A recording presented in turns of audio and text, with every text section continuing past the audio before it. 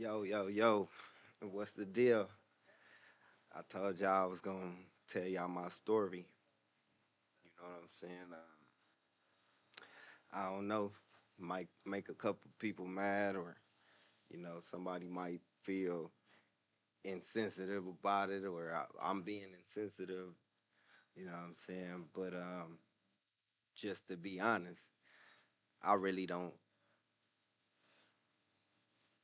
I really don't care right now. You feel me? So I'm gonna formally introduce myself for this specific podcast or whatever that I'm planning on doing.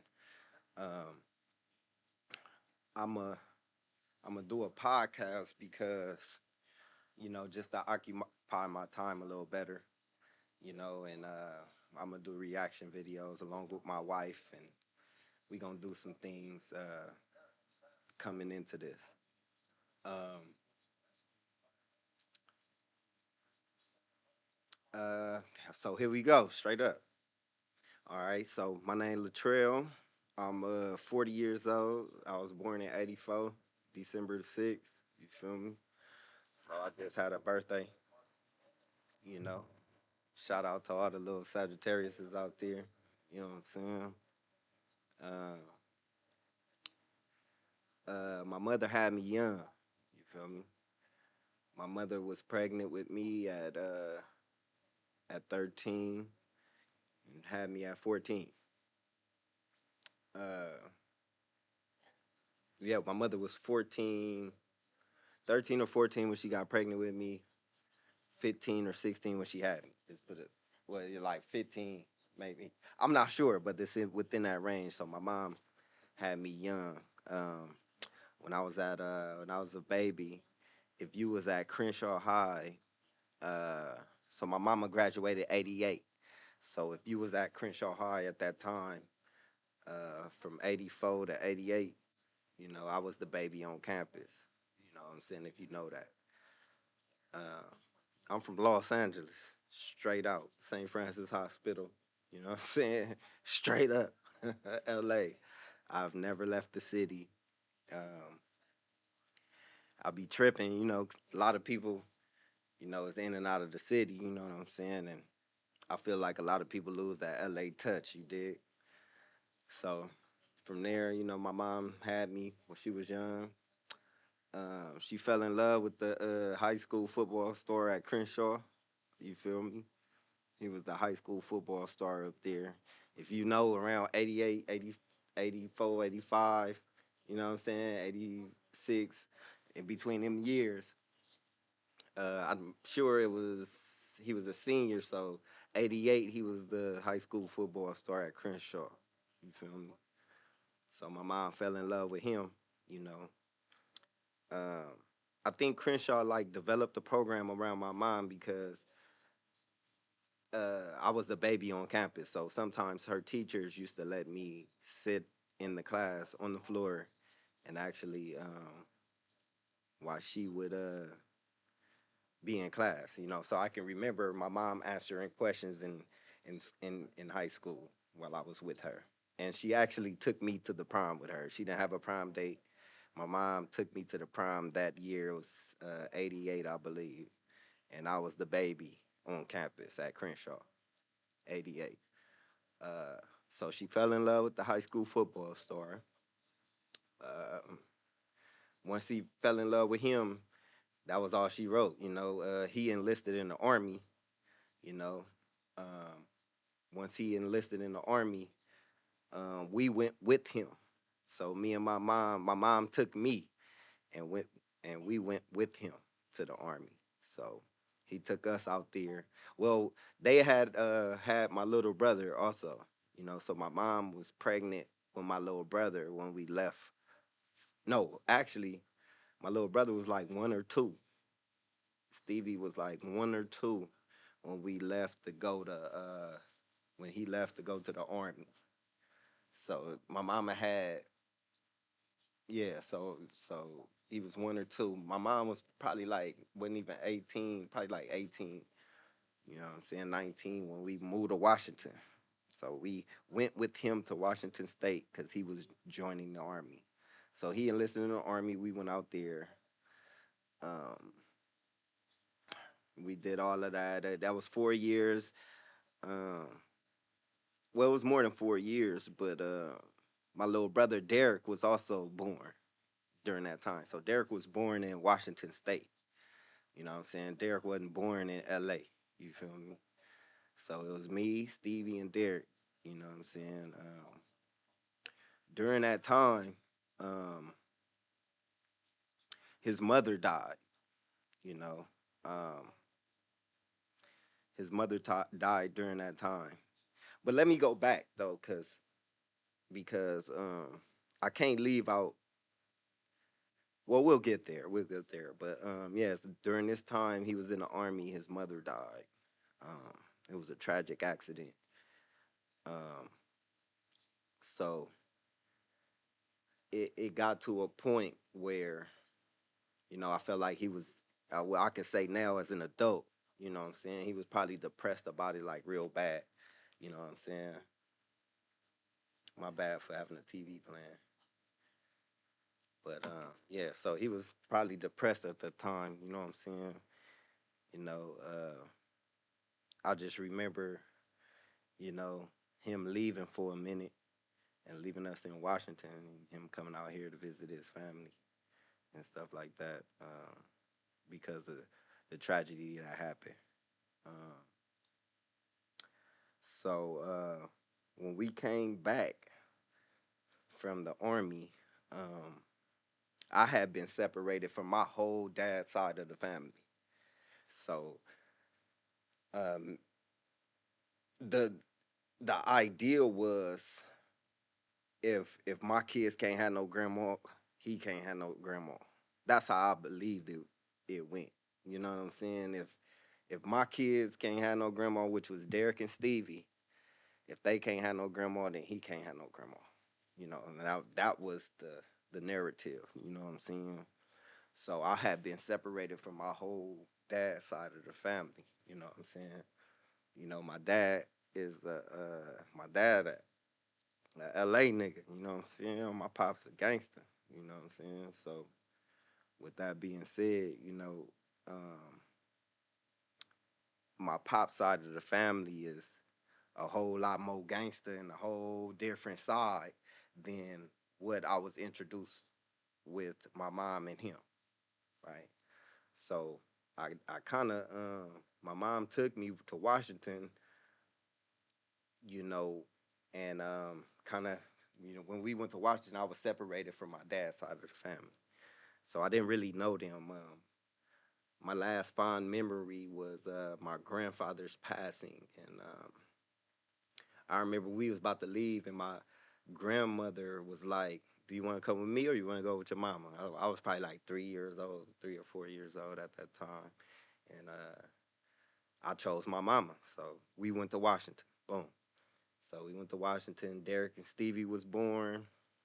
Well, Stevie and Derek was born like that.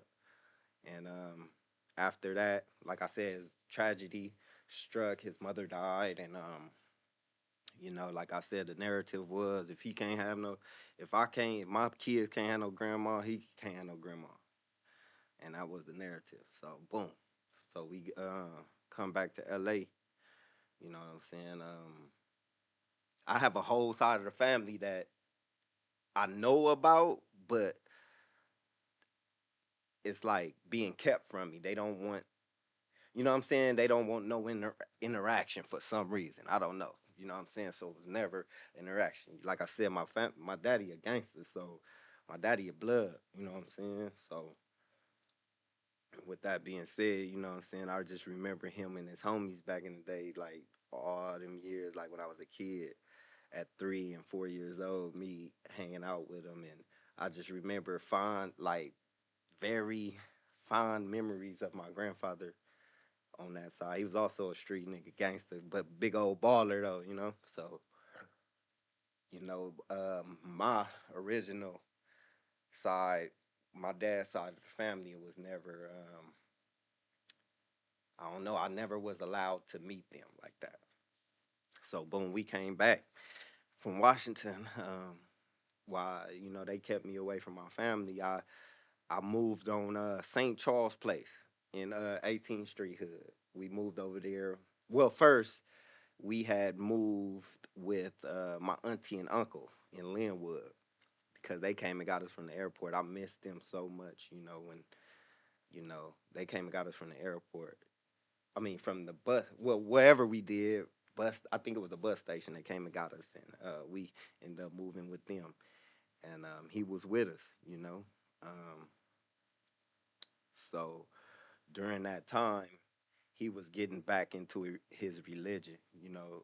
Which was Hebrew Pentecostal.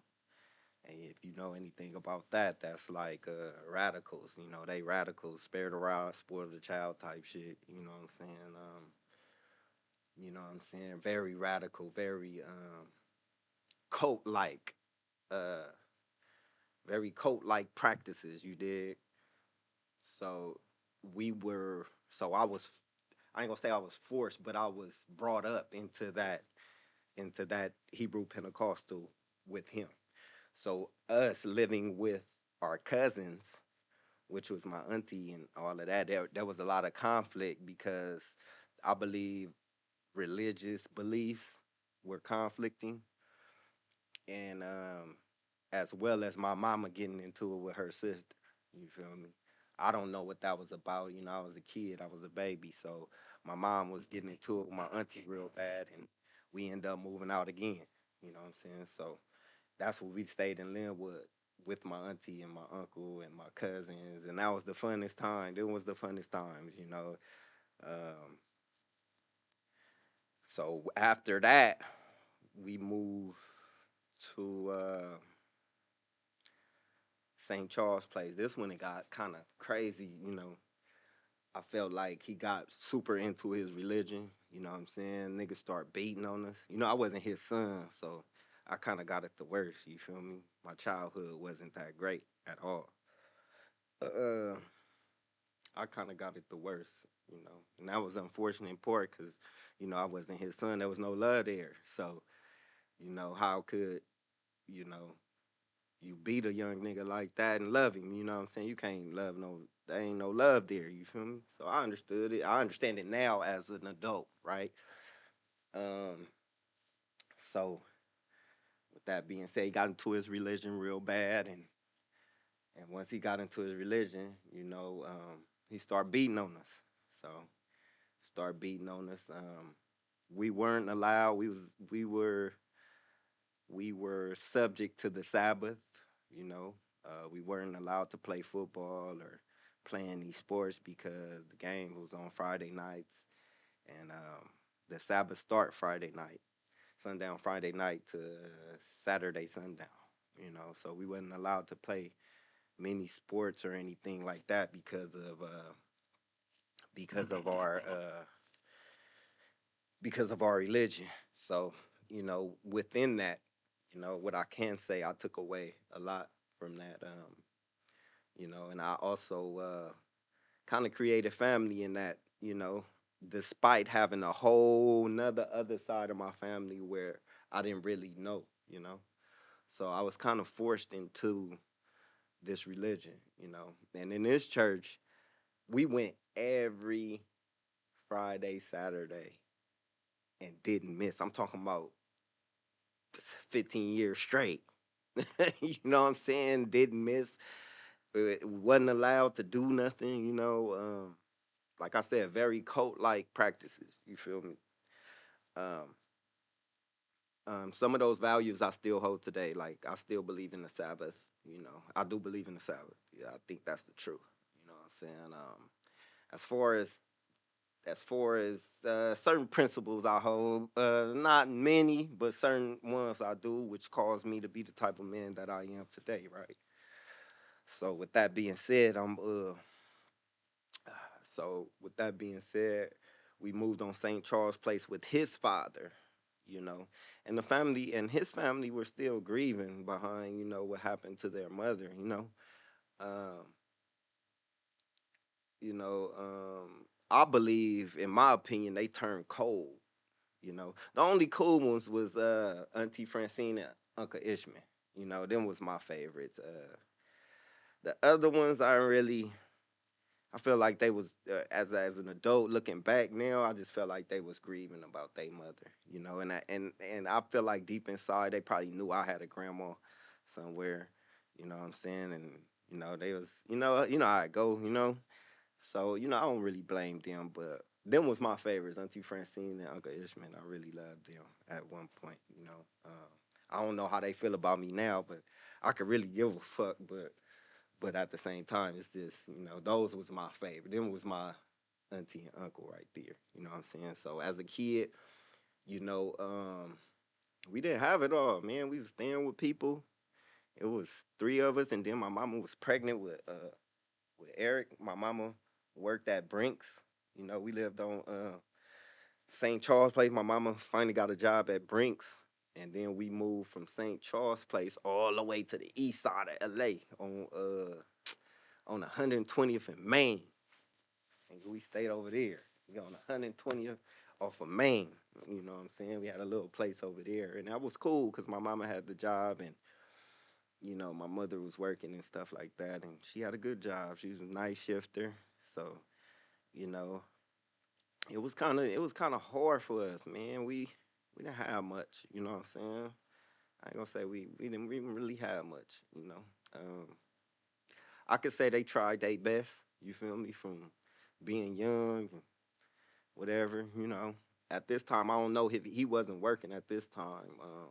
I don't think he was. It was a long time before he got a job.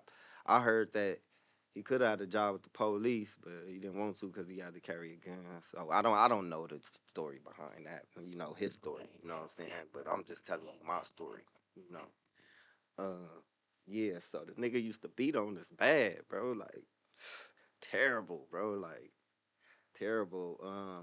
I can remember that was probably like first grade, and then after that, we moved. After Eric was born, we moved on 48th and Central in LA, on the east side. 48th and Central. We live right on the corner of 48th and Central. Pueblos, four deuces, four trays, all them over there, you know what I'm saying? The Playboy Mexicans, Playboy 13s right there, all that. You know what I'm saying? The Fire Trey Avalons, all that. We moved over there in that area. So we was little boys over there, and it was four of us little boys, man. And them was the terrible years, man. Man, I'm talking about, man. We used to get beat so bad, bro. I remember one time he took our clothes off, nigga, and beat us so bad, bro. Like I remember he beat me so bad I couldn't even scream, bro. Kept going like I couldn't even scream no more. You know what I'm saying? So that was terrible. Them was the terrible years. When we moved on 48th and Central, I remember, we wasn't doing too good. So my mom, me being the oldest and forced, I mean, being forced to be responsible um, at a young age. My mom, she wanted us to go to black schools. So she checked us in the Compton Unified School District. But I stayed on 48th and Central. You feel me? So when I got to Compton schools, I was in second grade. So we stayed on 48th and Central. Well, what a yeah, Compton schools. Well, she checked us in the Compton schools before we moved to 48th and Central. So on 120th and Main, she checked us in the Carver Elementary on 120th and Central, like off of 120th and Central. And then after we checked in, I remember us moving that summer to 48th and Central. We moved that summer, and then my mom was like, she made us get on the bus at second grade. I'm in second grade. She made me get on the bus with her, and she taught me how to ride the bus to school. So in second grade, I was riding a bus from 48, the RTD, when they call it the MTA now, it was the RTD. Nigga, the dangerous. Nigga, I had to ride the bus from 48th and Central all the way to 120th and Central, get off the bus on 120th with my little brothers and make sure we all went to school. And we did this every day. So I've been riding the bus in this city since second grade. You feel me? Niggas be talking about this LA shit. Niggas don't know about LA, homie. You know what I'm saying? I'm super LA, nigga. Super Crenshaw, like, you know what I'm saying? So I was riding the bus in second grade from 48th and Central all the way to 120th and all the way up to 120th to go to school, Carver Elementary School. So I was a LA boy going to Compton schools because they had black teachers, right? So yeah, them was the terrible years. Them was the years that I would come in with bruises on my. I remember this nigga beat my knuckles with the drumsticks, my nigga. And I went to school and my hands was so swollen that the teachers was like, damn. You know what I'm saying? The teachers reported that shit. You feel me? So that's just an example of how he used to beat on us. He used to take my drumsticks and tell me to ball up my fist and beat on us with the drumsticks. I'm talking about man shots, nigga. We kids. I'm talking about nigga with all this mic, nigga type shit, nigga. Yeah, so yeah, we used to get beat on bad, bro. Especially me, cause I'm not his child. I'm the oldest. I should be more responsible. I should be, they following my needs. So nigga, you about to get it because you the example. So they use me as an example, nigga. And I used to get crucial, bro. Like y'all niggas don't understand, bro. I mean, a lot of them church when we used to go to church, nigga didn't know what was going on. You feel me? Ain't nobody saying nothing, or they condone it. You feel me? They condone it. They praise him for it. You feel me? Type shit. So this the type of church I was in. So in this church, and they so strict cult like practices, right? They so strict that the church was nigga, you wasn't about to just sit in church and do nothing, nigga. You was about to be a usher, nigga, a nurse, nigga, something in church. So I chose music, nigga. And yeah, one of my uncles I used to look up to, I just chose music. He had that gangster style that I knew my daddy had. That was being kept away from me. And I think as an adult now, looking back, I think that I gravitated towards him because the musicians of the church, they was like the gangsters of the church. So I gravitated towards them because that was what I remember my daddy to be. You know what I'm saying?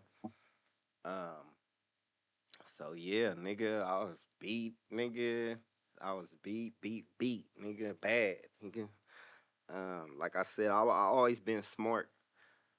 Go to school. I always been smart. Always had ideas. I always had a light bulb come on, have ideas. I always tried to, sell comic books or have an entrepreneurial spirit. And I always tried to do something to make money. You know what I'm saying?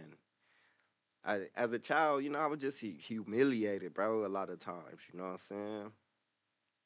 It was just humiliating a lot of times. So we grew up in that, and I started to rebel, nigga. Fuck that, nigga. You ain't about to keep on doing this shit, my nigga. I remember one day, this what it all kicked off. I remember one day, I was in church. So the drummer had left his watch at church. You feel me? I took the watch and took it home. And did nobody know where I got that watch from because I didn't say nothing. But everybody labeled me as a thief because the drummer came back to get his watch for Sabbath day the next day, right? So everybody labeled me as a thief. uh the church condoned these things, like, so the nigga took me back and I remember because I just remember just asking them constantly about my grandmother and where they at, and mama, where Quinn at? Remember Quinn and mama? You know what I'm saying? Mama, when can I call my grandma? You feel me? I think blood was like really blocking it, you know what I'm saying? So yeah, he didn't want me. I guess that was the narrative. If my kids can't handle grandma, he can't handle grandma. And that was it. You know what I'm saying? So I remember one day, my nigga, we was in the church and that watch situation happened. So they caught me with the watch. Uh, they took me in the bathroom and blood like man slapped me. Like bam! Like damn near punch it, like damn near knock me out. You feel me? So I came to and left. I just walked out the church. I think I was like probably like 12 at this time. I just couldn't take it no more, bro. This nigga's just constantly beating on the nigga and shit for little shit like looking out the window, nigga being nosy. You don't be nosy, nigga. Y'all gonna get it. You know what I'm saying? Type shit. Like y'all being nosy, y'all in here being nosy. You know, we was kept in the room. If you know that, like if you know me, we was kept in the room. We was on punishment for years, bro. Like couldn't watch TV, had to be in the room, you know. So this particular day he slapped me, nigga. I walked out the church, nigga. Bold. Nigga walked out the church, didn't know what I was gonna do. I just knew that I had a little change in my pocket. I called my auntie, nigga, my auntie that we lived at with Linwood with, nigga.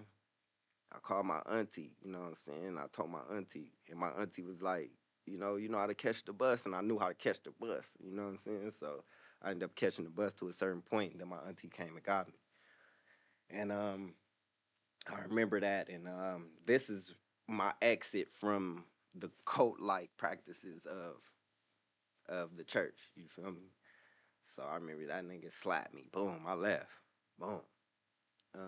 Cause it got to a point to where I was just like, man, I was getting older, you know what I'm saying, and smarter, and it's just crazy. So boom, he slapped me. Boom, I got on the bus, met my auntie. She came and got me. Boom, I went over their house. Um, so when I was at my auntie house, my auntie like, I ran into your grandma. I'm like, for real? I ain't seen my grandma in years. Like, I don't even know this lady. I don't even know her. I ain't seen her. Like, for real? You really? You know what I'm saying? She like, yeah, I ran into her at the store. I'm going to call her. Mm. So my auntie ended up calling my grandma. My nigga like, damn, that was like the best shit of my life. My nigga like, damn, I meet my grandma. So my auntie ended up calling my grandma, and my grandma like, okay, Latrell, you got my number, and I never forgot her number, nigga, never. It was a number that is so easy, I never forgot it. I held it in my head and always had that number in my head. She said, if anything, you call me. Your daddy want to see you. Your daddy miss you. Your daddy been asking about you. Woo, woo, woo. Right. So boom, now it's okay. You know what I'm saying? I ain't really gotta keep going through this shit, right? Like, all right, for sure. Boom. So boom. One thing led to another. I started being a little more rebellious because I knew I had clout from my grandma, you know what I'm saying? I knew my daddy was gonna come around soon. I knew it was all gonna be good, you know what I'm saying? But like I said, he kept me away from that because if my kids can't have no grandma, he can't have no grandma. And it was like that, nigga. And he meant that shit, nigga. So with that being said, she came and met me. Boom, bam. I ended up going back to the house. Like I said, I end up being a little more rebellious, I can honestly say right now, because I know I had leverage to go with my grandma. You feel me? And I think at the time that's one of the things that he didn't want, you know. He probably foresaw that, just to be real, but you know, the way I was treated there wasn't I wasn't supposed to be treated like that. You feel me? My daddy wouldn't allow that for sure. My daddy too gangster to be even allow that. I feel like if my daddy met that nigga today, it'd be on cracking right now for sure. You know what I'm saying? My daddy a real G, nigga, straight up. So with that being said, um I start acting a little bit more belligerent, smart, being a smart ass, asking questions that nobody want to hear, type shit, trail, doing trail shit, right? So boom. One day I just remember this one day, and this was junior high school. I had went on to graduate from Carver, and this was like probably Willowbrook, because I was still going to Compton schools, living on 48th and Central. So this was like Willowbrook maybe. And we used to go to the Boys and Girls Club, you know what I'm saying? So this was like maybe Willowbrook. Once I got to Willowbrook and I just start, you know what I'm saying? Like fuck that. I was in contact with my grandma and all that. Like fuck that. This nigga ain't about to keep doing this shit. So I remember one day he was just like, y'all gonna get it. I don't know what the fuck we did. I think it was something stupid, my nigga. But that was his thing. When he say, nigga, we gonna get it, nigga, that mean, nigga, we gonna get it, nigga. And the nigga be scared as a motherfucker, my nigga, because the nigga know, nigga about to get it, bro. And it's gonna be torture. and we preparing for torture, and we in the room on punishment already. You feel me? I'm telling you, bro. My childhood was on punishment in the room. Again, I had to make up games and stuff like that. So, so boom, nigga. So I started being a little more rebellious. Junior high school came around. Started acting a little more wild. You know what I'm saying? Because I knew my grandma, nigga. I was gonna be with my grandma, nigga. Fuck you, nigga. And that's how I felt at that time. You feel me? It was just so bad. It got worse. Like the beatings got worse because I was getting older. You know what I'm saying? So I guess he was just trying to make an example out of me. You know what I'm saying? So the beatings for me got worse. You feel me? And and it was just crazy. You know, like I said, the whole church condoned it. You feel me? You know, so in church I chose music, man. Music was my thing. You know, I chose how to play instruments. But anyway, so boom, I started acting a little more rebellious. Um, I remember, I remember it was probably like in the seventh or the eighth, in the eighth grade, maybe probably like seven, in between seventh and eighth. Um, Probably like after the eighth. You know what I'm saying? This one I'm like 13. I'm like, nigga, I'm going to high school. I'm really like, you know what I'm saying? Probably being rebellious because I know, I got a whole nother side of the family on the other side. So boom. Um, so boom, I ran away. He was like, y'all gonna get it. Nigga, I was like, hell no, nigga, not me, nigga. And this is what I remember. Nigga, I remember I was jumping out the window. I was like, I can't do this no more. Cause I know he was coming for me first. So I was jumping out the window and my little brother Derek said, Trail, don't go. That was like, I just remember that. I remember that. I was like, Trail, don't go. And I was like, man, I got to, man. I can't take it. I can't take it. You know what I'm saying? And Derek didn't want me to go. As I got older, I got my own apartment. I had all my little brothers over there. And I asked Derek, like, why you say that, man? Like, why you telling me don't go? And he was like, Trail, when you left, it wasn't fun no more. He told me that. Derek told me that. Yeah, I broke down in tears when he told me that because I felt like, and I know my mom, they made it they made it even worse. Like my mom and him, like they made it even worse because it was like you left them. You know what I'm saying? Like they made me feel like I left them. You know what I'm saying? Like your brother just left you like that, and I felt like bad. I was like depressed behind that. You know what I'm saying? Because I felt like, what I'm saying, like, they was by themselves, you know what I'm saying? I always protected them, you know what I'm saying? I'm getting a little emotional right now thinking about it, but yeah, nigga, we had to ride the bus, nigga, and I was a nigga, I had to protect him, and I felt like when I left, they didn't have no protection, you know, on the real. So I always felt sad about that. Uh, I always felt sad about that. I never, like I kind of blame myself for leaving. So when I left, I jumped out the window, nigga, and I called my grandma, nigga. Called her. I left. I had the number in my head, nigga. I told Derek to throw me a quarter from the window. I know we had some little quarters in there. I told Derek to throw me a quarter, nigga, and I called my grandma from the payphone, nigga. L.A., nigga. Called my grandma from the payphone on 48th and Central. My grandma lived in Compton. And that's crazy. We went to Compton schools, and my grandma stayed like down the street from the schools that we went to. My nigga, they was like really hiding me from my grandma. Like really, really didn't want me to see my grandma, bro. Like really didn't want me to know my other side of the family, bro. Like I wasn't supposed to be a part of that church, bro. I was supposed to, you know what I'm saying? I had a whole nother side of the family, my nigga, that really, kind of didn't know me. You know what I'm saying? Didn't know who I was, didn't know where I was, didn't know what I was doing, was concerned about me. I never knew that. So, nigga, I called my grandma, nigga. She came and got me, nigga. On the real, nigga came and got me, bro. Nigga, she was there like 10 minutes, nigga. On the real, I promise you, bro. I'll never forget that. Nigga, I jumped out that window. I didn't really have on anything but my PE clothes. And I knew he was finna come in there, my nigga, and just come after me first. You know what I'm saying? So I bounced, boom. I go on my grandma, nigga. I'm with her, you know what I'm saying? Nigga. And like I said, I felt like, I kind of left my little brothers behind. Uh, they went through their own little struggles, man, and it was deep for them. It was so deep for them.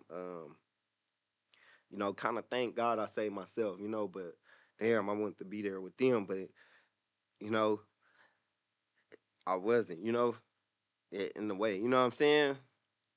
So let me just be real, you know what I'm saying? So boom, I go to my grandma's house and my grandma got all the money in the world, nigga. She by herself, nigga. She staying in damn near a mansion, look like, you know what I'm saying? To me, I ain't never seen no shit like this. So my grandma came and got me, nigga. I went with her. And that started my journey of life. After I went with her, my mom came and my mom came with him and she cussed they ass out. Nigga, my grandma nigga was like, fuck you, nigga, fuck me. I'm keeping him. Straight up like that. I'm 13, 12, 13. I'm keeping him. He ain't going nowhere. Nigga on the real. You know, uh, but that's crazy because, you get free will.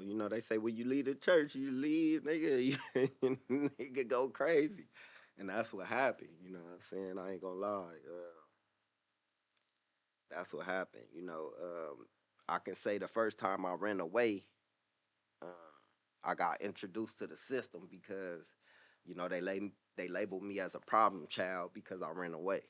You know what I'm saying? So I had to end up going to a police station, and police ended up catching me, and I end up, they all blamed me for leaving. It's like I was a troubled child. You know what I'm saying? So boom, I go with my grandma about 14, 15. I'm probably about 14 at my grandma's house now.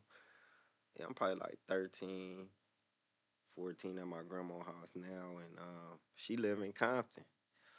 So when I got there though, to my grandma's house, Pops in jail though.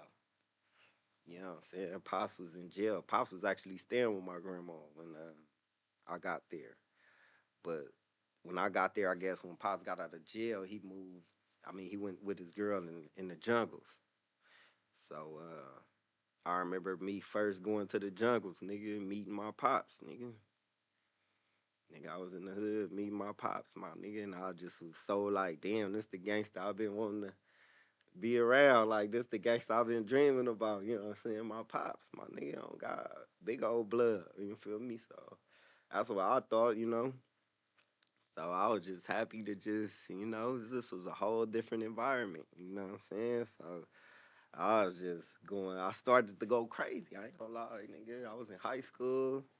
Well, when I got to high school, I think it was like that summer, like I may have ran away like that summer before high school because like, when I'm thinking about it, I remember when I got to high school, I had went to Fairfax High from 48th and Central, Fairfax High School. So I went to from 40. I lived on 48th and Central. I went to Compton High. I mean, I went to Carver Elementary and Willowbrook Junior High School. When I got to high school, my mom said, "Nah, nigga, you can't go to Linwood with all your friends. You finna go." She sent me to West LA, Fairfax High School. How hard was that? You know what I'm saying? And I remember they was just sending me, they was giving me $2 to go to school, catch the bus, go to school. But that was to come back too. You feel me? So it was hard, man. I remember like 13, 14 in high school at Fairfax. That was the hardest shit ever because it was like, damn, you giving me $2. That ain't enough to even get home. So it's sometimes I had to like sneak on the bus or fuck it, I'm gonna eat this sandwich and I'm gonna just sneak on the bus. I gotta sneak on the bus to get home. You know what I'm saying? That's how it was, bro. Like I had to figure out ways. So all that being said, my grandma came and got me. My nigga, I ended up staying with her. So when I ended up staying with her, uh, it was a credit system in school, and I got the ninth grade at Fairfax. I wasn't doing so good. So they end up checking me out because it didn't make no sense. I was staying in Compton now, and I'm go to Fairfax High School. But I just remember that transition from high school was the whole ninth grade year at Fairfax. Uh, I had moved back to Compton. I had moved to Compton with my grandma, and well, she checked me into Cedar Chavez. That's when I went to Cedar Chavez's continuation on Wilmington. And I just remember when I first walked in there, cause like I said, I went to Compton schools. So when I first walked in Cesar Chavez, I was coming from Fairfax. You feel me? From West LA. So Cesar Chavez, I walk in Cesar Chavez. I remember cause my grandma had just changed the whole aesthetic of me. She bought me new clothes. Just man, I got all the clothes I wanted. I was fresh. You know what I'm saying? Trail like to be fresh. So I was fresh, and then I just remember my grandma talk about this all the time when I walked on campus, and they was like, "Is that Latrell?" Like I was fresh. I had a fresh shoes, fresh shirt, fresh everything. You feel me? They like, damn, is that Latrell? Like, yeah, this me, nigga. I'm tight. I just remember that. Nigga, that was good. So yeah, nigga. So I got to my grandma's house, and yeah, that was that. So, but when I got there, though, I ain't gonna lie, I started acting up. This when I started having free will. Granny wasn't tripping. It was a different environment. It wasn't controlled like that. I wasn't. She didn't want me to say yes, ma'am, or no, ma'am. She didn't like that shit. She was like, do not say that to me. You know what I'm saying? So I was just like, damn. I remember asking for when I first got to her house. I asked her for some water. And she like, boy, if you don't go in that refrigerator and get you some water, we wasn't allowed at their house to go in the refrigerator like that and get water. So I asked her for some water, and she was just like, you know, like damn. So I, you know, I my grandma, you know, she came and saved the nigga, and I went over there and I just started going up. I ain't gonna lie, I started acting a fool, my nigga. High school, and then after Cesar Chavez, I went to Compton High. You feel me? Got kicked out of Compton High. Then went to Gardena High. You feel me? Got kicked out of Gardena. Then went back to LA. Went to Westchester High. You feel me? After Westchester, was it Westchester, Gardena? Oh, after Westchester, it was Dorsey. So now I'm at Dorsey. You feel me? Because my pops stay in the jungles. So I went to Dorsey. So Westchester, it was three probation schools. I went to three probation schools. So I went to View Park. I went to Saya in Compton, and I went to another continuation. Oh, Cesar Chavez. Feel me? So there was the three continuations I went to. So I went to View Park for the summertime before. That's was gang banging, nigga. What, nigga? That was gang banging, nigga. What, nigga? You got to be tough, nigga. So I went to View Park, and then after View Park, but well, I'm gonna say before once I got the Dorsey on the rails, I was already. Once I got the Dorsey, I got to my daddy house, and my mama got to dropping me off every weekend over there in the jungles, and I'm on Takena Block, nigga, Takena Block rider, nigga. You know what I'm saying? Just now the jungles, I'm from the jungles. You feel me? I could get put on, nigga. Riz, take a 5 man, my nigga.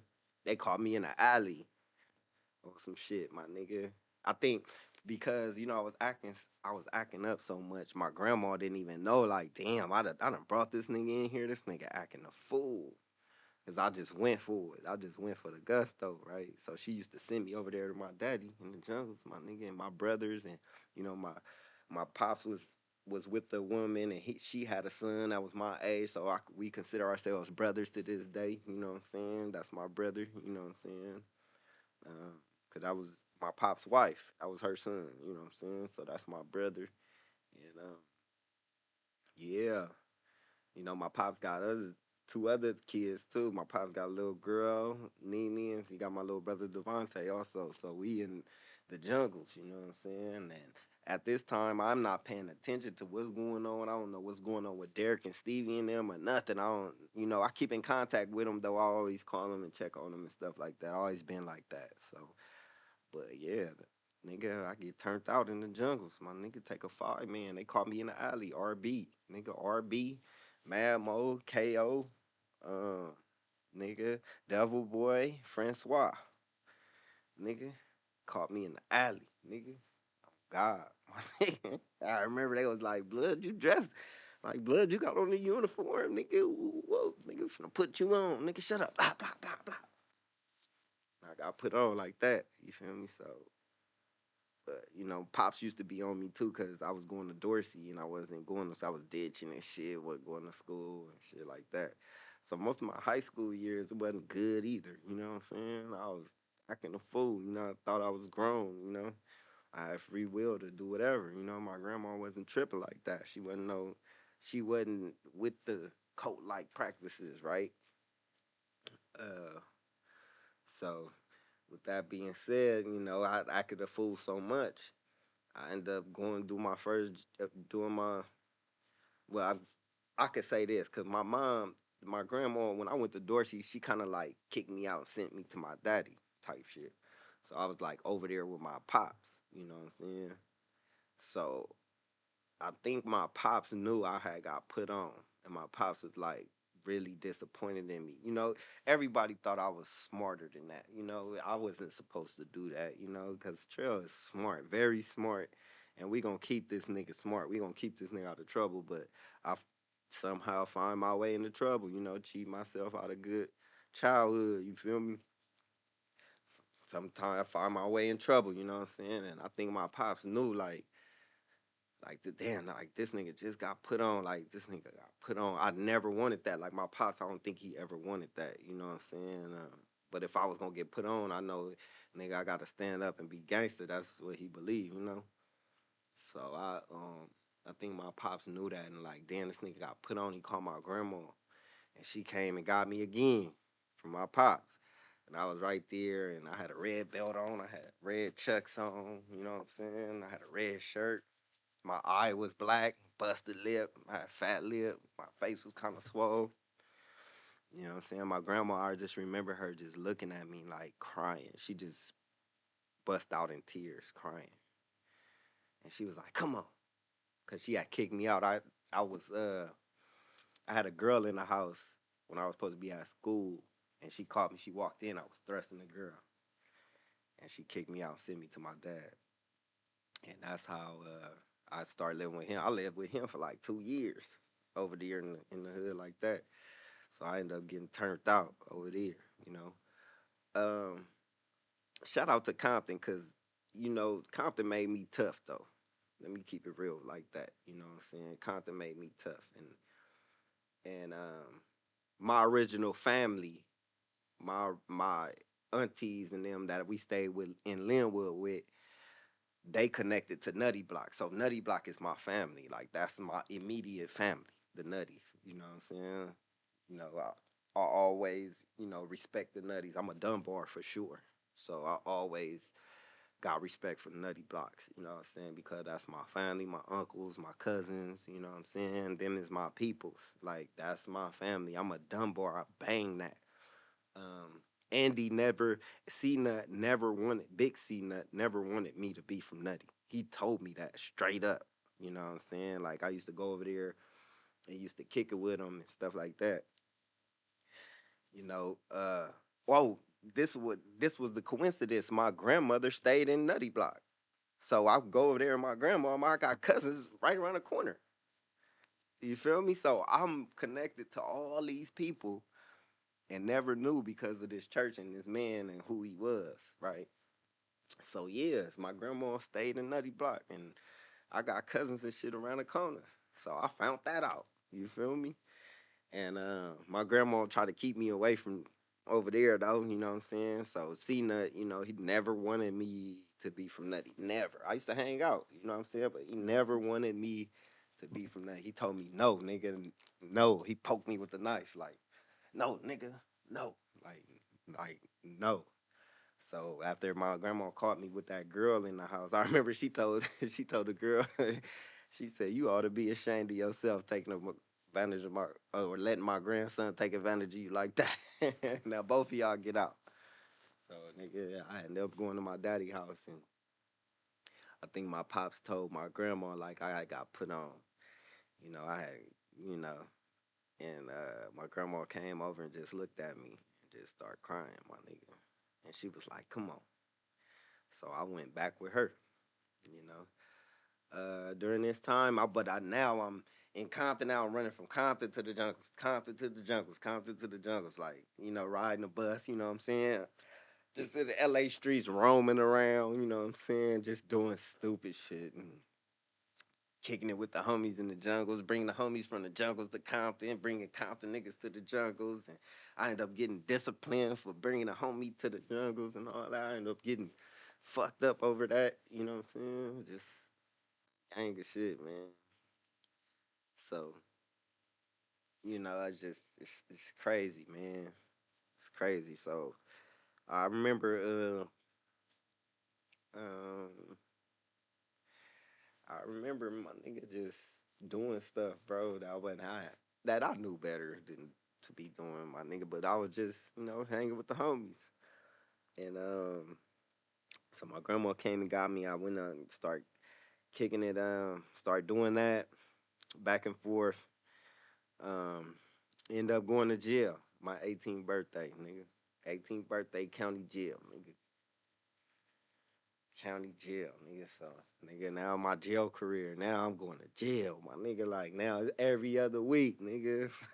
Like 5 years, 6, 7 years straight, nigga, going to jail, jail, jail. Like it was crazy, bro. Like how much they used to just take me to jail, bro. Like I've been to every county jail. Look, homie, I've been to every LA county jail court tank, nigga. Straight up, nigga. Every one, nigga.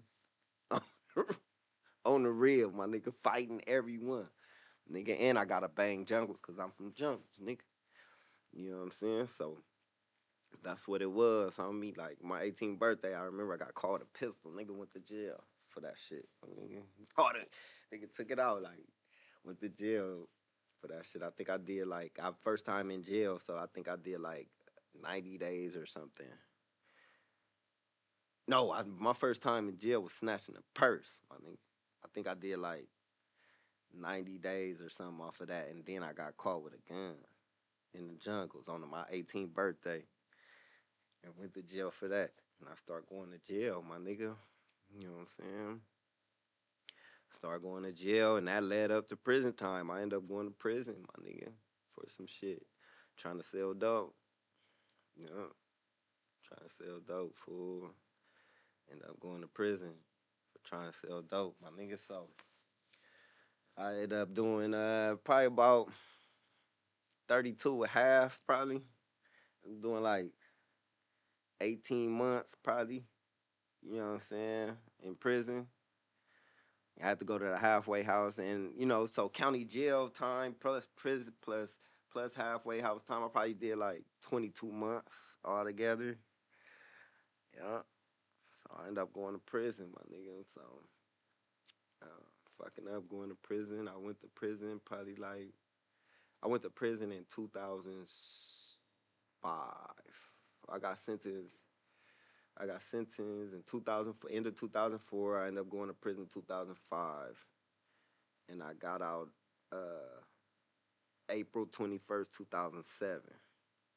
And I went to prison during the time when nigga the Mexican blacks wasn't getting along. It was the East Coast influence war, nigga, and it was warring, nigga, in the jail, nigga, Mexicans and blacks, nigga. Look it up. You can look it up on YouTube, nigga. I was in prison around that time, nigga.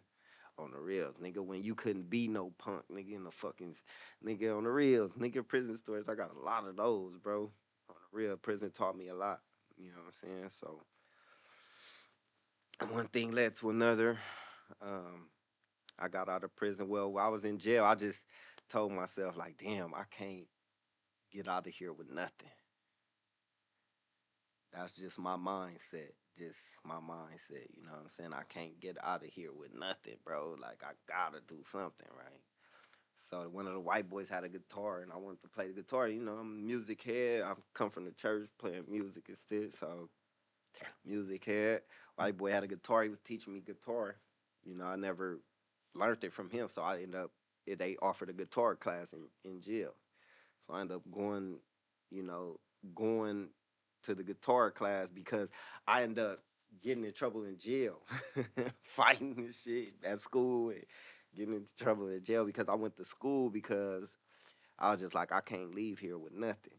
So I went back to school. So after all that, I went back to school, got my GED in prison, and I got out of prison and I went straight to college for music because I didn't know anything else. You know what I'm saying? But here's what I know about music in LA.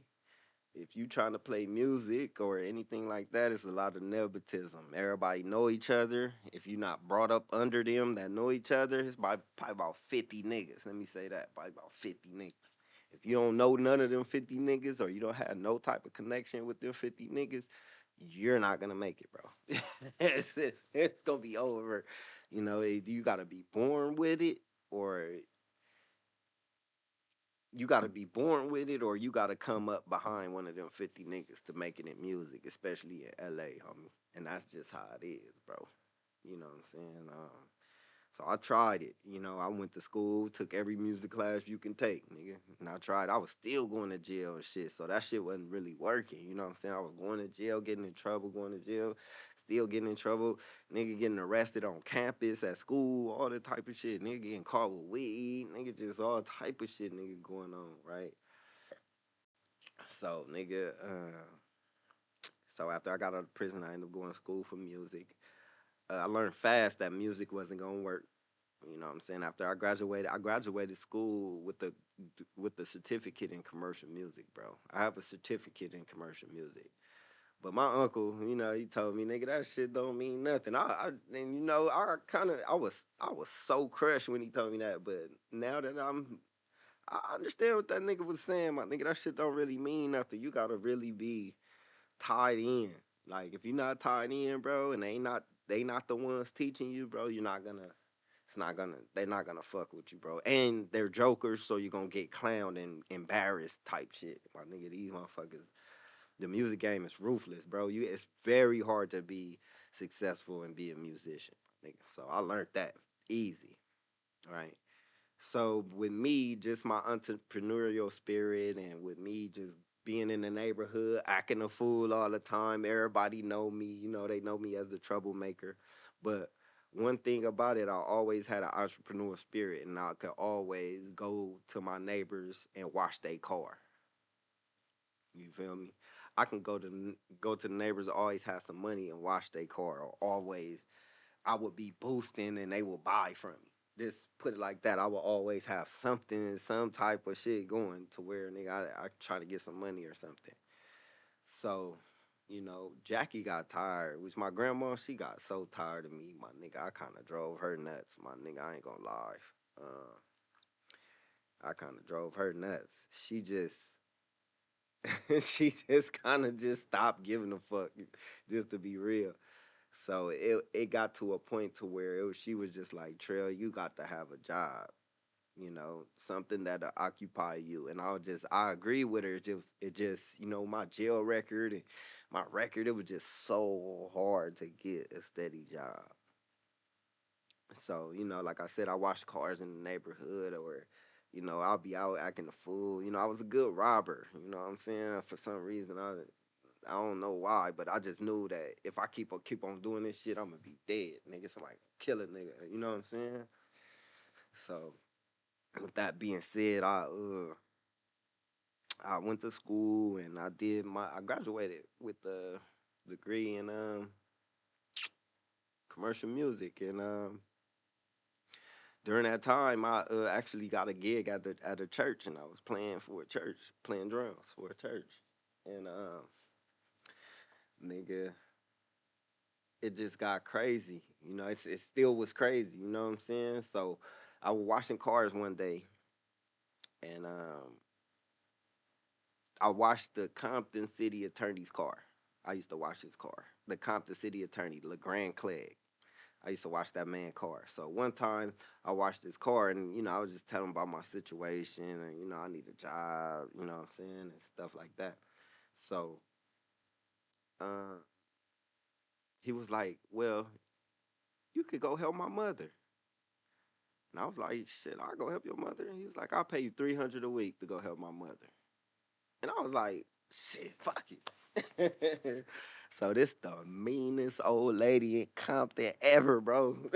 Oh man, this lady drove me nuts, bro. But this lady, I was hired to take care of her. She was 93 when I met her, and she died on me. It was me and her in the house, and she died on me at 98. For real. So I became a caregiver. You know what I'm saying? So he hired me, and I became a caregiver. It was so crazy, bro. Like that shit was so crazy. Uh, Once I became a caregiver, he hired me and I took care of that woman. Boy, that lady was mean as a ooh, nobody would watch her.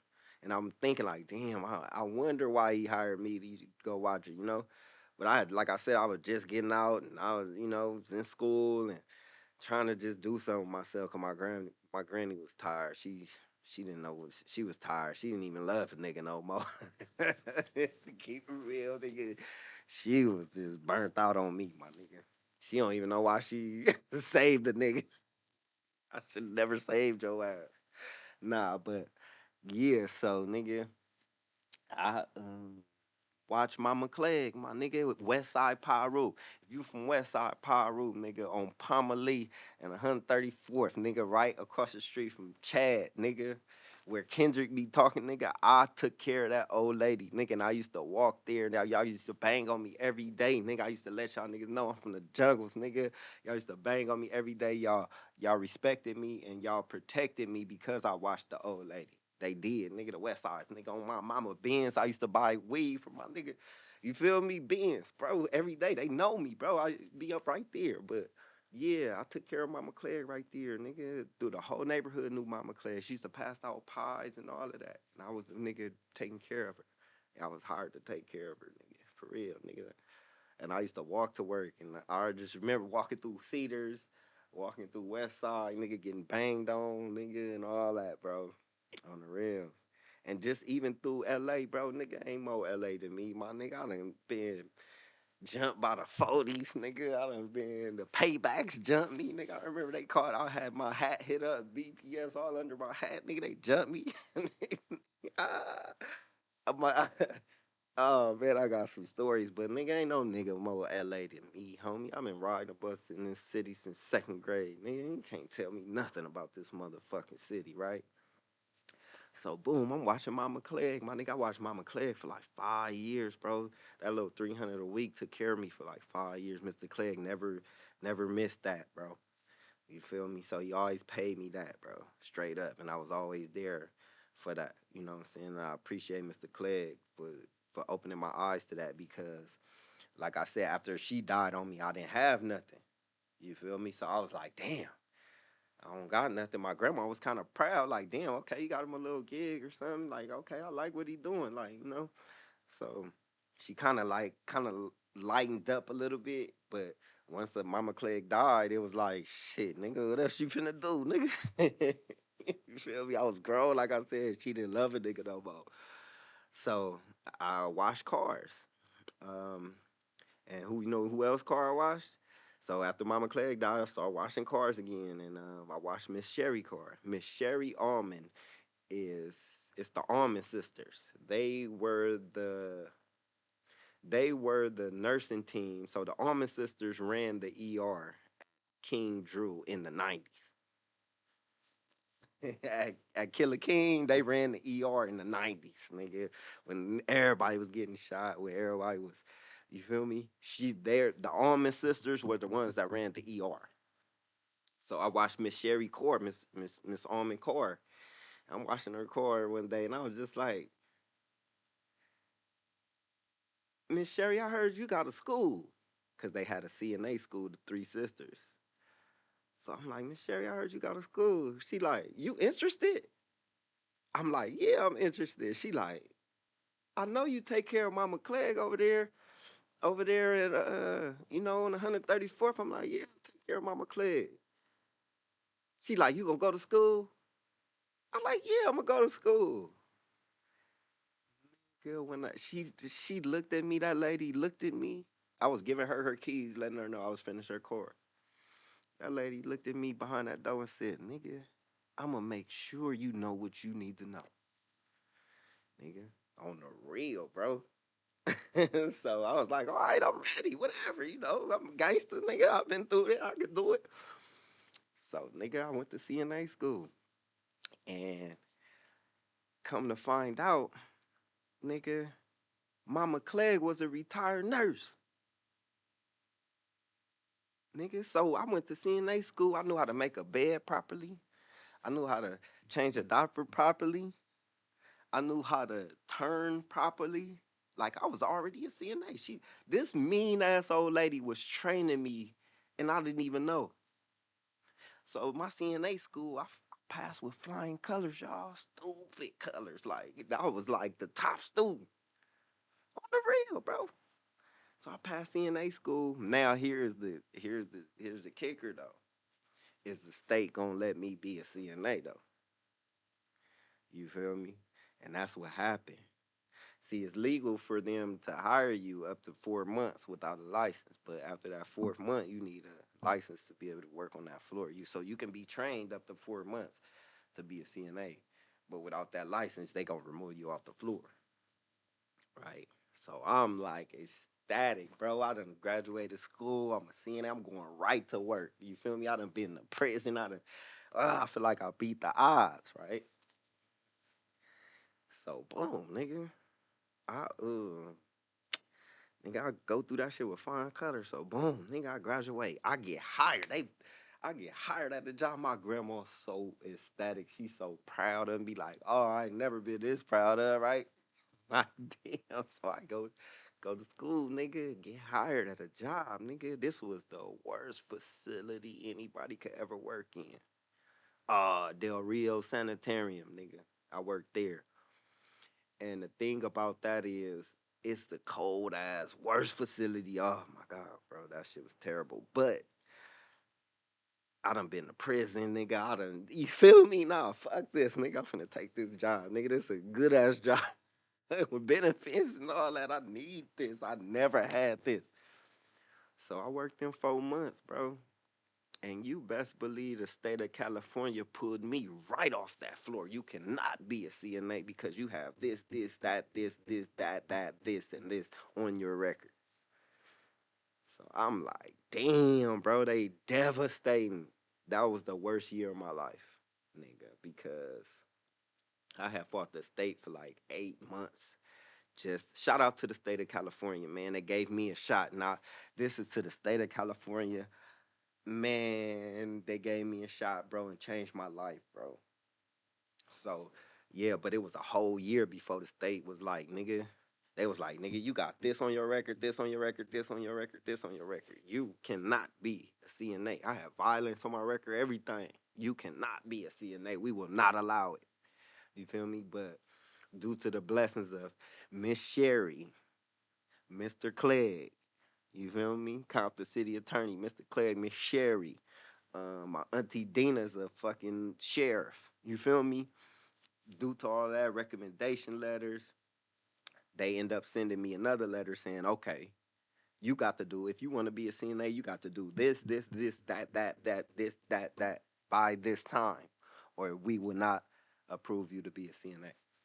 So that was the year I kind of like gave up on myself. And I was just like, damn, if you can die from it, then you can get a job. So I was like going for machinist or refinery. I was like looking for something that was super dangerous because I knew that as a felon, if you can die from it, they'll hire you for sure. And I was just like, that's what my thought pattern was. Like, damn, I gotta go for something like fucking scaffolding or fucking rigging, you know what I'm saying? Something I gotta go learn something because they ain't gonna give me this. You know, I kind of gave up. I was drinking and all that. I just remember I even went to jail again. You feel me? But I just remember, nigga, they called me one day, nigga. It was like 8 months later. It was like, Trail, you could come back to work. Nigga, I was drunk as fuck when they called, and they was like, you can come back to work tomorrow. That was the worst 8 months of my life, boy. I never forget it. You know what I'm saying? And that changed my life, homie.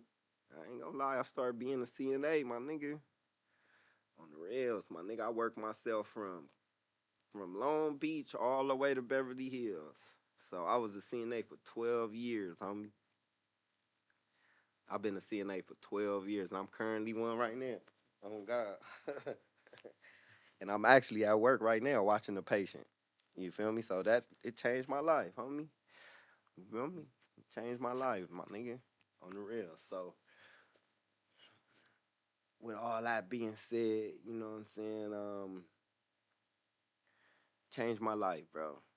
You know, and I continue to be a caregiver also. You know what I'm saying? So I with through the blessings of Mama Clegg, you know, I watch Mama Clegg, I got other clients from those, you know, and I've been getting clients, you know, and I be with them in their last moments. And I'm good at that, man. You know, that's what they call me for, you know. I'm the one that they call when they don't want their people to go to the when they don't want their people to go to the home. They call niggas like me to come in there and be cool with them and calm them down and stuff like that. You know what I'm saying? And I go in there and I take care of them. I took care of the first NCAA, the first black NCAA referee of the NCAA, Booker Turner. I took care of Mr. Book. You know what I'm saying? I took care of Mama Clegg, Booker Turner, Richard Pacello. You know what I'm saying? You know, I'm a caregiver. I'm a nurse, bro. This is what I've been. You know, and that's my journey. You know, that's my whole journey. I hope I didn't leave in no gaps or anything like that. But yeah, y'all, that's my journey, man. I'm a CNA, homie, to the death of me, my nigga, and I take pride in it, and I do it as hard as I do because I've been places, my nigga, and I've been through the mud, my nigga. You know what I'm saying? So for me, for the state of California, just to grant me that opportunity, and just to see, just to see myself growing and just the growth of myself, it just, you know, I'm proud of myself, homie. You know what I'm saying? Everybody proud of me. Uh, I met my wife. I met my wife 2000 when I graduated college. Like when I was graduating college, I was at the church playing drums, and my wife walked by the church one day. I was standing outside smoking a cigarette from the church, and my wife walked by, and I got on her like that, and that's how I met my wife at the church. And I've been with my wife 13 years, and we've been married probably 10. We've been married 10 years. You know what I'm saying? I married my wife 2 years after I met her. You know, when I first the first date that I went with my wife, I asked the pastor for $40 to take her on a date. And I think we was on a date, and I asked her, and she asked for another drink. And that's when I just told her everything. I just told her my credit bad, I'm fucked up, it looked good. You see, I'm fresh. I always be fresh. I always got on some fresh shit. So I'm known for that. But I'm fresh. I got cars. My car outside look good. That motherfucker on E. You know what I'm saying? I'm just telling her. I just told her everything that was wrong. My wife. I told her everything that was wrong. My credit bad. You know what I'm saying? It looked good. My mama, she barely loved me. You know what I'm saying? I just told her everything bad. And that girl rock with me, homie. I told her everything bad at that moment. I said, I ain't got another drink for you. Straight up. I said, this is what you see is what you get, you know? And that's how I got my wife.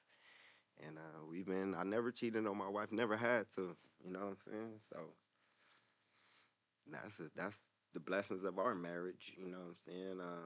50-50, we don't, I mean, we believe in 50-50. You know, I don't carry nobody, she don't carry me, you know what I'm saying? I'm not a nigga that carry bitches, you know what I'm saying? And I don't carry nobody, you feel me?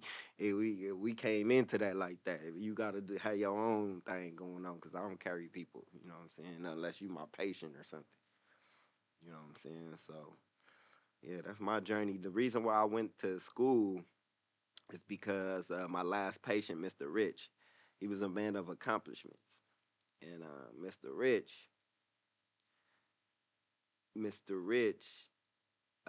he believed he loved his accomplishments, man. And I used to be like tripping off of that, like, you know what I'm saying? Ain't it about the money, you know what I'm saying? Like, but I promised him that I'll go be a RN, because I ain't got no trophies and no medals and no shit like that. I don't got no shit like that, bro. You know what I'm saying? I got a CNA license and that's it, my nigga. You know what I'm saying? I ain't got nothing like that. You know, all my trophies I buy, I get them myself. My jewelry, my cars. You know what I'm saying? That's what I consider my trophies. You know what I'm saying? You know, I'm a car. I love cars, so I'm gonna always have a dope ass car. But you know, them is my trophies, man. I don't really got no physical accomplishments like that. So that's why I'm in nursing school. I mean, that's why I'm in school to go be a RN, because I that'll be the biggest accomplishment. That'll be an accomplishment. And Mr. Rich in his dying days, you know what I'm saying? He looking up at me, and I'm just like, all right, Mr. Rich, I'm gonna be a all right. I'm gonna go to school, Mr. Rich.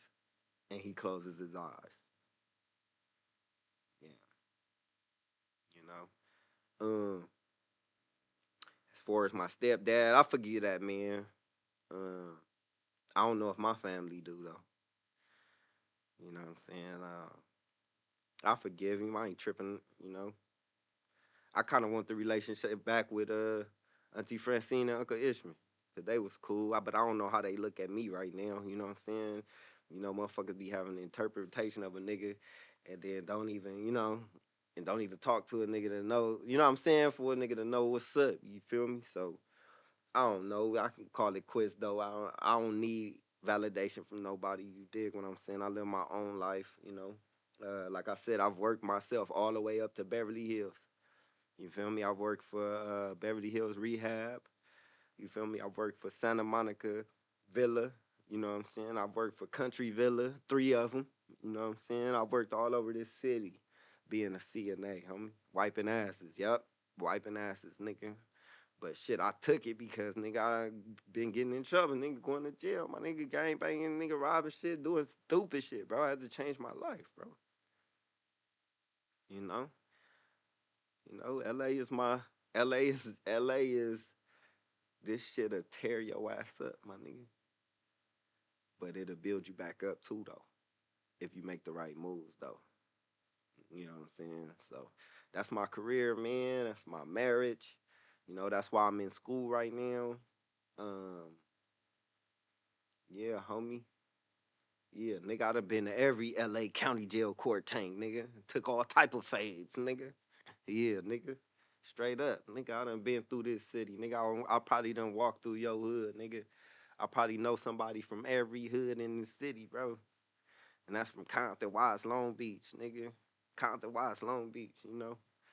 Um, Valley niggas, I don't really like Valley niggas. When I was in prison, I used to have problems with them niggas, bro.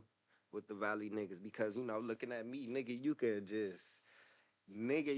just look at me in the face and be like, nigga, you gonna be like this nigga from Los Angeles, bro. Just looking at me, the way I walk, the way I talk, the way my swag is, my nigga, I'm from LA, my nigga. And, Valley niggas be having a little thing about that, I feel like Valley niggas be having to prove themselves, my nigga. That's why they talk so loud and they so extra. See, San Diego, I was in prison with them niggas too. They got their own gangster, so I respect San Diego. They got their own gangster. See, the Valley niggas be having to prove shit because it's like, oh, that nigga from LA. You know what I'm saying? They like caught in the middle because it's like the niggas who got their lives together moved to the valley and had offspring. You know what I'm saying? And you know the territorial gene that we got in our blood, you know, it make them like that. But you know, Valley ain't had nothing to do with the creation of, you know, gang banging and all that. See, I was born in '84. You know what I'm saying? So, and I'm a Crenshaw baby. So it's like, nigga, the way these politics is now and the way niggas be explaining that shit, I'll be like, nigga, what the fuck is you talking about? Like a lot of these niggas ain't really hit the pavement like that, my nigga. They ain't really been out here in the city like that, my nigga. You know, they been spoiled kids, you know, to get to go to Atlanta and get to go to travel and all that, nigga. Nah, nigga, I ain't never been nowhere, nigga. I'm in LA, nigga. That's it. I've never been nowhere other. You feel me? Never have. Never traveled as an adult. I'm finna start, me and my wife, we are finna start though. We do got plans. But yeah, I've never been nowhere, bro, outside of this city, nigga. Never. As an adult. I've never seen Atlanta. I've never seen New York. I've never seen none of that shit. Nigga, all I know is, nigga, from Long Beach to Beverly Hills. Nigga, that's it. That's Los Angeles, my nigga. That's it, nigga. On the reals. I'm so LA, nigga. Nigga ain't more LA than me, nigga. Straight up, homie. So yeah, that's my story, nigga. You feel me? I done got my teeth knocked out from being a nurse, nigga. I was on a job, nigga. Got my teeth knocked, got my whole grill knocked out. I've been to prison, nigga, and got my grill knocked out at work, nigga. You feel me? On the real. So yeah, nigga. CNA ain't no nigga. Yeah, nigga, I done paid my dues being a CNA, nigga, for sure. That's the most gangsterest job nigga could ever have, nigga. On God, nigga. I respect any woman that come out being a CNA, bro. On God, y'all better respect them women. Them some strong ass women, homie. Straight up, homie. And I bang that, nigga. You know, shout out to the Dunbars. I'm a Dunbar, nigga. I bang that, nigga. Oh God, nigga. I bang that in my family, nigga. I bang that, nigga. Bet not nobody call me and tell me nothing, nigga, happened, nigga. On the reels, I bang that. Shout out to the Andersons. I bang that, nigga. I'm an Anderson, nigga. Bang that, nigga. What? Nigga. Fuck you talking about, nigga. Bang that, you know. I'm just a Hitchens, though. And that's connected to all that, nigga. You feel me? I'm the oldest cousin and I'm the oldest brother. You feel me? Yeah, so understand that. And that's my story, bro. You know what I'm saying? There's a little more to it, but I think pretty much that's pretty much the story, homie. I ain't no nigga like that, bro. I'm changing my life. The hospital told me that I smoke too much. I've been smoking since 14, since I met my daddy, bro. You feel me? I've been smoking, bro, since 14, bro. You know what I'm saying? So, nigga, I'm 40. You feel me? 40 years old, homie. So that's the thing, my nigga. Like, the doctor, like, oh, you know, I'm in there fucking with him. Like, hell no, nigga, I've been smoking too long. Nigga, hell no, go back in there and check, nigga. And they telling me, like, Latrell, your labs is perfect. You know what I'm saying? Yo, everything is good, Latrell. You gonna give yourself a heart attack or cancer or something, bro. Your body's rejecting it. You can't smoke. So that's what it's a new lease on life, homie. It's a new lease. My niggas, this is new for me. Not to have something to smoke or not to be smoking, you know. And that's where I'm at with it, homie. You know. That's where I'm at with it, you know. And shout out to my little brothers, Stevie and Eric. You know what I'm saying? They got their story. They story crucial. They got left in some more shit out of state. Was living with crucial people. Oh, they story crucial. You know what I'm saying? If I can, they story crucial. Eric about to get his doctorates though in May. He get a doctorate degree, PhD doctorates, not his doctorate, not his PhD, nigga. He already got that. He about to get a doctorate, highest level of education. Eric, nigga, my little brother, nigga. On God, and I bang that, nigga. I bang that, nigga. Stevie, Stevie, a certified welder, making 6 figures, nigga. Him and his wife balling, nigga. They out there eating, nigga. Yeah, nigga. Yeah, we was labeled the troublemakers of the church, nigga. And we cleaned the church every Sunday. We cleaned it for y'all. We cleaned the damn church. And y'all labeled us as the troublemakers and all this. And look at us, though, nigga. On the reals. And you know, I can see myself running one of the most aggressive ERs in LA. I can see that as a RN. You feel me? On the real, bro. So yeah, nigga. Yeah, I stopped hanging around in the jungles. All my niggas is fucked up. Devil Boy, Francois, the one nigga, all these niggas ain't no more, my nigga. Ain't no reason for me to go over there for what? Nigga, I don't give a fuck about that, bro. You feel me? I'm a whole nurse, bro. You know. But shout out to them because the jungles made me, I'm gonna say the jungles made me a gangster, nigga. But Compton made me tough, nigga. I can't say that. Compton made a nigga tough, my nigga. Jungles made me a gangster, nigga. Yeah. So we gonna keep it like that, nigga. You know what I'm saying? Any questions about my story, nigga, you can reach out and ask me, nigga. Straight up, nigga. And I don't give a fuck about how a motherfucker feel about my story. It's my motherfucking story, nigga. You got something to say, nigga, come holler at me. Nigga, on the real. And that's just straight up like it is, nigga. Nigga, that's my motherfucking story, nigga. You feel me? Straight up, nigga. I had a terrible childhood, nigga. Didn't go to high school, barely went, nigga. Went to 10 of them, didn't go. Feel me? Straight up, nigga. I been all over this city, homie. It's my motherfucking city, nigga. Straight up, nigga. I'm Mr. LA, nigga. For real. Nobody know this city like me, nigga. On the real, I know this city, nigga. You can't run from me in this city, bro. I know where you at, nigga. Straight up. So yeah, that's it. I gotta go in here and check on my patient. See y'all. Y'all pray for me. You know what I'm saying? Pray for me. And shout out to all the prayer warriors. I kind of feel y'all. I think the taste is leaving my mouth. So I count that to my prayer warriors. You know, so Harry Eves. You know what I'm saying? Karen Gross, Miss Gross. Yeah, those are my prayer warriors. And I'm sure I got more. I'm sure I got more, but I appreciate those two right there. Cause I could feel y'all prayers, and y'all said some of the most powerful prayers I ever heard in my life. Them two people, Harry Eves and Karen Gross, my nigga, them people, woo, them some cold prayer warriors to have on your team. So I'm blessed to have them. And yeah, that's my story, homie. Straight up. Yeah, I live in Beverly Hills now, y'all. Nah, because I moved, cause I had to work at the hospital. You feel me? So I moved over here, and I'm in West LA, homie. That's where I live at, Beverly Hills, straight up. So I made it. I'm trying to get further. I'm trying to go further inland, though. You feel me? Once I go a little further inland, I think I made it. Like, okay, I made it. You feel me? All for being a CNA, though. All from being a CNA, for sure. So if I be a RN at 160 an hour in California, imagine that, right? So how else a nigga gonna buy a house? So that's where I'm at with it, y'all. You know,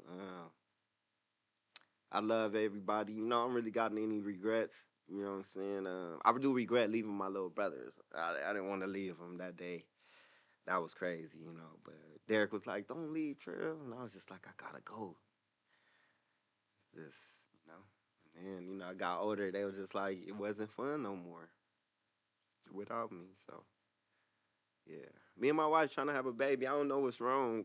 Something probably wrong. I don't know. I don't think so. I'm just bullshitting, y'all. I just think that God got a certain plan for me. You know what I'm saying? God deals with me different. God know probably I'll be out here going crazy, nigga. My baby ain't got nothing, nigga. What he need? Well, I'll be going nuts, nigga. God like, nah, nigga, hold on. So yeah, that's where I'm at right now in life. I'm okay, y'all. Like I'm okay. I'm cool with myself. Like I'm straight. So any questions about my story or anything like that, feel free to holler at me. Um, this is the opening YouTube of my YouTube and my podcasting. So I'm gonna try to YouTube and podcast and do reaction videos and react to some of the things that be on my algorithm and stuff like that. So that's where I'm at with it, y'all. So y'all fuck with me, man. If y'all got any questions about my story, nigga, feel free to ask. Nigga, I ain't gonna tell no lies, homie. Straight up. So that's where it's at with me. Y'all be blessed out there, homie. Keep going. I'm out.